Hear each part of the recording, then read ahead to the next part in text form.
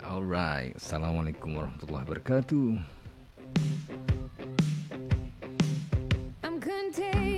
Okey, video kali ni sekejap je. Kita nak ulas pasal PKP 3.0.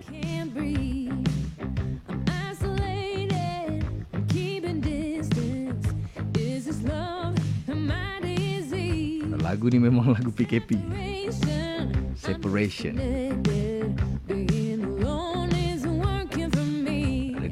Dengar lirik dia.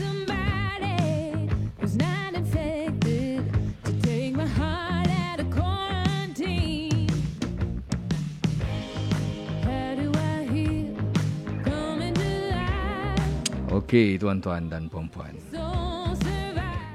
Pada semua yang first time tengok, boleh tolong share video ni. Welcome to Regime Show. Biasa aku buat live, tapi kadang-kadang aku buat pre-recorded macam ni. Kalau video pendek-pendek aku pre-recorded je.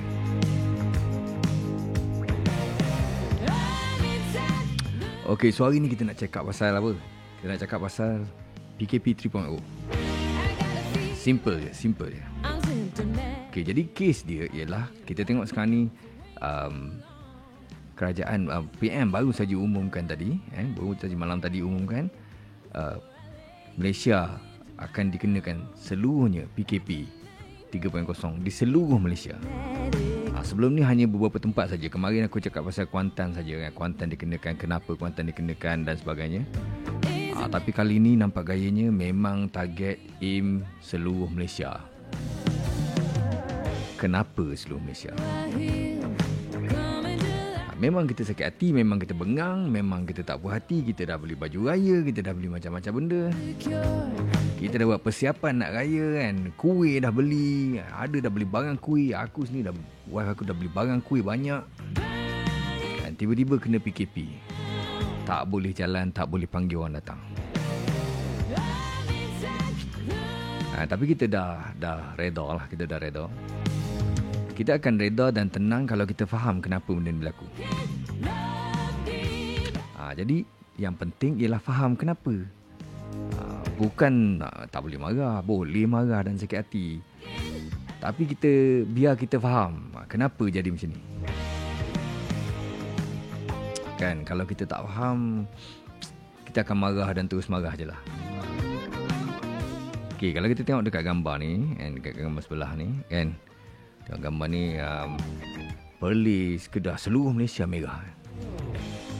Dan yang paling merisaukan sekali ialah kita tengok di Selangor melonjak tinggi. Dan yang tinggi lagi sekali ialah, yang menakutkan ialah Kelantan. Kelantan. Aku duduk dekat Pahang, aku dekat dengan Kelantan, jadi aku tahu. Orang Pantai Timur ni dia memang boleh kenal lah. Fashion dia, style dia macam mana. Passion dia. Passion pula. Okey, jadi apa yang menakutkan ialah di Kelantan ada varian COVID yang baru, iaitu daripada Afrika. Varian Afrika ini yang lain sikit daripada tempat lain. Dekat Kelantan ada varian Afrika. Dan setahu akulah, sepengetahuan akulah, varian yang daripada Afrika ni kan memang kuat. Mudah sangat berjangkit, kuat, dan dia tidak pilih lagi dah orang tua-tua macam dulu. Dia memang belasah je, orang muda pun, umur 20 pun jalan. Ini varian Afrika. Dan diberitakan juga dia, aku tak tahu sahih atau tak sahih, kau kena rujuk pada KKM dan sebagainya. Tapi yang aku tahu, varian South Africa ni dia tak ada efek pun pada vaksin. Maksudnya orang yang dah kena vaksin pun kalau kena boleh sakit juga. Begitu bahayanya varian yang yang ada di Kelantan. Dan yang di Selangor pun yang biasa juga, tapi ada mungkin yang ada yang daripada India juga. Aku tak sure pasal ni, tak pasti. Okey, dan kita tengoklah kes baru ada 3,807 ni yang terlatest lah info yang aku dapat daripada Telegram MKN, Majlis Keselamatan Negara. dengan jumlah kes aktif 37,000 weh. Okey, ingat DG dulu pernah bagi tahu katil kita seluruh Malaysia boleh tanggung 8,000 orang saja dekat ICU, 8,000 saja. Maksudnya dengan kita punya peralatan ventilator, oksigen dengan frontliner, semua kapasiti semua, lebih kurang 8,000 katil saja kita mampu. Sekiranya kes melonjak lebih daripada 8,000, maka kita akan kena decide siapa mati, siapa hidup. Okey, jadi yang menjadi persoalan sekarang, kenapa PM laksanakan PKP seluruh Malaysia? Okey, jadi aku tahu ramai yang bengang, ramai yang sakit hati, ramai yang kecewa. Aku semua nak kongsi dengan korang pengetahuan aku, fikiran aku, supaya kita boleh sama-sama bertenang dan faham kenapa benda ni berlaku. Okay, satu benda yang aku nak faham, nak korang faham lah, sama-sama kita faham. Aku ada tulis dekat aku punya wall Facebook, 4 sebab kenapa aku takut, kenapa aku setuju dan menyokong PKP seluruh Malaysia ni. Okey, jadi SOP PKP 3.0 seluruh negara ni berkuat kuasa pada 12 Mei nanti dan hingga 7 Jun. Okey. Jadi kenapa kerajaan tiba-tiba macam seolah-olahnya dengki kita nak raya ni semua kan, tiba-tiba dia basah kita, tak bagi raya. Dia block kita daripada raya. Dia stop semua pergerakan rentas daerah, rentas negeri. Kenapa? Okay, ini pendapat aku saja. Pandangan aku, dan mungkin benda ni akan menyebabkan korang faham apa concern kerajaan lah. Dan sebagai orang Pantai Timur pun aku ada concern yang sama juga. Jadi apakah dia concern dia? Iaitu pertama sekali seluruh di Kelantan sekarang ada satu varian baru. Itu nombor satu. Ada varian baru, itu Afrika punya COVID-19, tapi version Afrika, yang mana dikatakan lebih kuat, lebih strong, lebih cepat merebak, dan dia boleh mengatasi vaksin. Jadi seolah kalau anda dah ambil komplit vaksin pun, dengan varian daripada Afrika ni macam tak ada apa-apa, dia boleh lawan. Itu nombor satu. Okey, apa nombor dua? Okey, pertama sekali ada varian berat, ada varian hebat COVID yang ada di Kelantan saja sekarang. Dekat Kelantan Okey, kedua, Kelantan ni, orang Kelantan ialah perantau yang hebat, merantau seluruh Malaysia. Seluruh Malaysia orang Kelantan ada. Dan sekiranya raya, separuh, bagi bahasa kasar je lah, bahasa layman, separuh Malaysia ni akan ada kat Kelantan ni kalau hari raya. Maksudnya ramainya orang Kelantan seluruh Malaysia ni yang merantau seluruh Malaysia, pada waktu hari raya mereka semua akan balik kampung, balik ke Kelantan semua. Okay. Dan bayangkan apabila ini berlaku, apabila semua orang Kelantan ni balik ke Kelantan dan bersama-sama dengan keluarga, kan, apakah yang berlaku. Okey. Jadi membawa kepada aku punya poin nombor 3. Kenapa aku risau dan aku setuju dengan kerajaan mengadakan PKP 3.0 seluruh Malaysia ni. Poin seterusnya, poin nombor 3 ialah kita ambil iktibar daripada apa yang berlaku kat India. Korang tahu tak apa yang berlaku kat India? Macam mana begitu ramai orang dekat India sekarang ni, setiap minit ada 4 orang akan meninggal dunia di India. Kesan apa? Penularan COVID yang tidak dapat dikawal lagi dah. Dia dah exceed limit hospital, dia dah merebak. Okey? So apa yang berlaku? Apa yang terjadi? Kenapa jadi macam ni? Dia semua bermula daripada perayaan. Sambutan perayaan di Sungai Gangga. Aku tak ingat dah apa nama perayaan tu, tapi di mana perayaan tu hanya 12 tahun sekali. 12 tahun sekali tu perayaan tu. Jadi seluruh rakyat India menunggu-nunggu hari tersebut dan mereka pergi ke Sungai Gangga dan mandi kat sana beramai-ramai. Dan hasil daripada sambutan perayaan itu, tersebarlah COVID version India ni seluruh India. Dan bila itu berlaku, kerajaan India dah tak dapat membendung lagi dah COVID ni. Punya ramai orang mati, punya ramai orang terjangkit, sampaikan hospital terpaksa decide siapa yang patut dapat oksigen untuk terus hidup. Ini bahaya. Poin nombor 3 ni aku nak semua orang tahu dan semua orang ambil iktibar. Pertama, sebab dia raya. Dia raya. Bila raya dia langgar SOP sebab kumpul ramai-ramai. Ketiga, dia akan merebak dan tak terkawal, menyebabkan hospital dah tak mampu nak tanggung lah. Hospital dekat Delhi dah tak mampu nak tanggung pesakit COVID lagi dah. Sampai terpaksa sampai terpaksa decide siapa yang patut hidup, siapa yang patut mati. Orang yang ada kepentingan boleh hidup, orang yang tak ada kepentingan mati. Dan bukan itu saja, orang tanah-tanah tempat perkuburan, krematorium, tempat bakar mayat pun dekat India pun dah tak mampu nak terima. Kayu api habis, nak bakar orang dah tak ada lah. Nak bakar mayat, nak sempurnakan jenazah tak ada dah. Mengikut ajaran agama Hindu, untuk bakar mayat-mayat mereka dah tak ada kayu api dah nak bakar. Terlampau ramai. Okey, jadi 3. Poin pertama sekali tadi apa? Poin pertama sekali ada varian baru dekat Kelantan daripada Afrika yang kuatnya.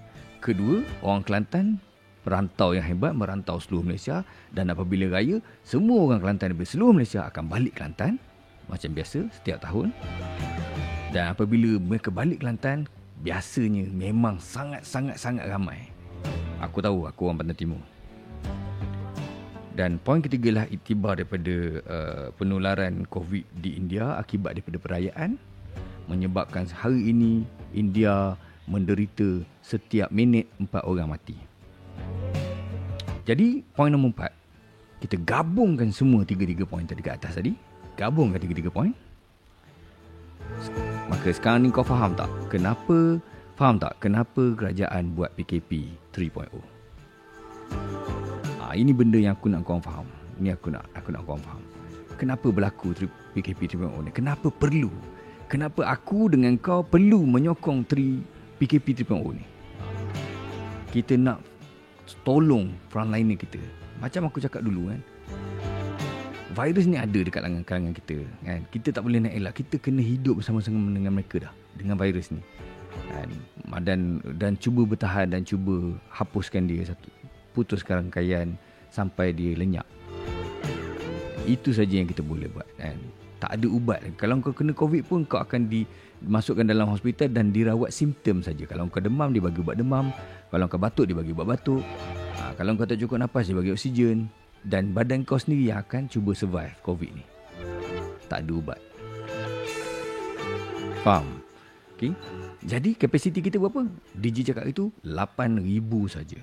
8,000 katil saja. Jadi bila 8,000 katil je boleh, sekarang kita ada berapa kes? Kita ada lebih kurang 3,000 lebih kat 4,000 kan. Kes baru. Kita ada separuh lagi, 50% lagi. Dan kalaulah raya ni terlepas semua kan, terlepas daripada sekatan jalan raya ni, ramai terlepas balik kampung, na'udzubillah min zalik, kalau semua kena berjangkit dengan varian Afrika daripada Kelantan tu, dan mereka semua bawa balik ke seluruh Malaysia, kita akan jadi India kedua. Itu benda yang aku nak korang semua faham. Itu je lah kan, senang je. Memang sakit hati, memang kecewa, memang bengang. Aku pun kecewa, aku pun keluar duit juga untuk raya, aku pun habis. Tapi kita tak boleh buat apa. Kita kena harungi. Dan kita kena faham kenapa benda ni dibuat. Kalau kita tak faham, kita akan sakit hati, kita akan sakit jiwa, kita akan stres, kita akan mental breakdown. Jadi sangat penting untuk kita semua sama-sama faham dan bagi tahu orang lain kenapa benda ni perlu berlaku. Especially kawan-kawan kita yang menderita, yang sakit, yang otak dia tak boleh proses. Kenapa? bagi kefahaman ni supaya bila mereka faham, mereka akan lebih tenang, mereka akan lebih selesa dan mereka boleh tenangkan orang lain pula. Okay, so apa dia aktiviti yang tidak dibenarkan waktu PKP 3.0? Rentas negeri, daerah tak boleh. Aktiviti bersosial tak boleh, semua bentuk aktiviti sosial tak dibenarkan. Sebarang bentuk seminar, perbincangan mesyuarat yang bersemuka tidak dibenarkan. Akad nikah dibenarkan dengan SOP dari Jabatan Agama dan JPN. Semua jenis aktiviti sukan dan rekreasi tidak dibenarkan kecuali sukan dan rekreasi individu di kawasan terbuka seperti jogging, berbasikal dan senaman. Institusi pendidikan semua ditutup. Okay. Pengecaluan pada pelajar yang menduduki perasaan antarabangsa, pusat asuhan kanak-kanak, tadika dan tabika, taska, tadika dibenarkan. Untuk bilangan orang dalam kereta, dibenarkan 3 orang dalam satu kereta sahaja, termasuk pemandu. Maksudnya satu pemandu dan 2 orang penumpang, 3 orang dalam satu kenderaan. Baik untuk kenderaan persendirian, teksi ataupun e-hailing. Senang, clear. Dine-in restoran tidak dibenarkan. Take away saja. Bekerja dari rumah, work from home, majikan diwajibkan melaksanakan dasar bekerja dari rumah, work from home. Dengan kehadiran tidak lebih 30% kaki tangan pengurusan pada setiap masa. Maksudnya yang boleh datang kerja office tak lebih dari 30%. Solat raya di Masjid Surau dibenarkan mengikut kapasiti. Bolehlah, ada dia punya syarat lah, terhad pada beberapa orang. Ziarah kubur raya tidak dibenarkan. Semasa sambutan aktiviti tidak dibenarkan. Jadi itu antara SOP PKP 3.0 di seluruh negara. Itu di antaranya, antara SOP yang telah dimaklumkan oleh Majlis Keselamatan Negara dan telah dikongsikan dalam Telegram Majlis Keselamatan Negara. Okey, so kita support sama-sama. Kita jangan pening, jangan tension, jangan stres. Kita happy, kita enjoy. Apa kita boleh buat, kita buat. Raya kat rumah, kita raya kat rumah betul-betul. Kan? Raya kat rumah betul-betul. Kalau kita perlu raya online, jumpa kawan-kawan dalam Zoom, lantak buat lah. Dan asalkan kita happy sedikit. Alright. Itu saja benda yang aku nak kongsi dengan korang. Semoga korang, aku harap korang boleh share video ni pada kawan-kawan, saudara mara semua. Follow dan subscribe aku, iamregime.com, itu Facebook aku. Kalau korang nak follow kat YouTube pun ada juga, search I Am Regime, ada dekat YouTube. Siap. Aku keluarkan dia punya banner sekejap. Kat mana? Ni. iamregime.com, iamregime.com. Ini dekat dekat Facebook. Ni Facebook. Kalau kau type iamregime.com ni, dia pergi kat Facebook page aku. Okey. Dan kalau dekat dalam Telegram pula. Kalau dekat dalam YouTube pun sama juga. Kau search I Am Regime, akan jumpa channel aku. Alright. Itu saja malam ni. Itu saja kali ni. Tolong kongsi, share dan beri kefahaman pada orang lain. Semoga menjadi manfaat pada semua. Aku Regime. Jumpa lagi lain kali. Terima kasih. Bye-bye. Assalamualaikum.